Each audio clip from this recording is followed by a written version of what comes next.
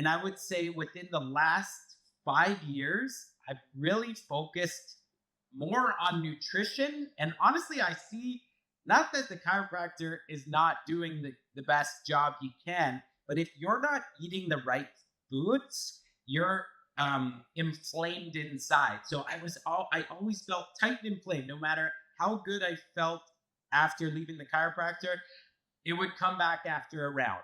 In my last, I would say 3 years to be specific, I have no more back pain. I hardly go to the chiropractor. I still work out and stretch, but eating has changed everything.